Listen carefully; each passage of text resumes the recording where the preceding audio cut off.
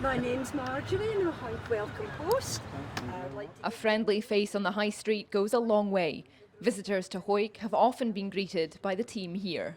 26 years ago, local Chamber of Trade had this bright idea to bring people to the town to stay and to spend their money.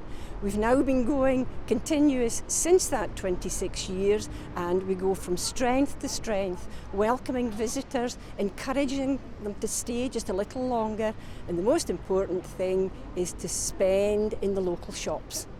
Since the end of May, Hawick Welcome Hosts have greeted around 3,000 visitors to the town this year. Every year it cost about £20,000 to run the scheme, and they managed to raise £16,000 of that themselves.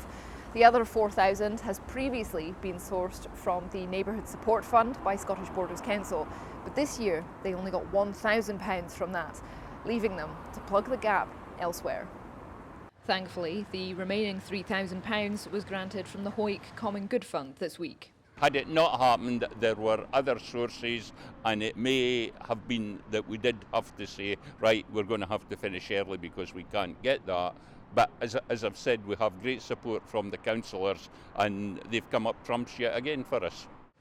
Research they took last year found that 40% of the people they spoke to were return visitors, and they had come back because of the warm welcome they'd received. And of course, who better to ask than the locals about the best places to go? It is a very cashmere-oriented town, so the mills are a good option for that. They do tours and sell a lot of their clothing. But there's also the distillery, which is good for if you like a drink. And the Tower House over there is good for just getting a bit of history about the town. So there's a number of things to do. The park as well, which is just free for anybody and good for young children as well. Textile Tower House, there's Wilton Lodge Park, award winning, we've got a cashmere. This is a welcoming town, and there's loads to do for new people coming to stay here. All's well that ends well when it comes to the budget, but they still plan to look into funding options for next year. Isla Todd, ITV News, Hawick.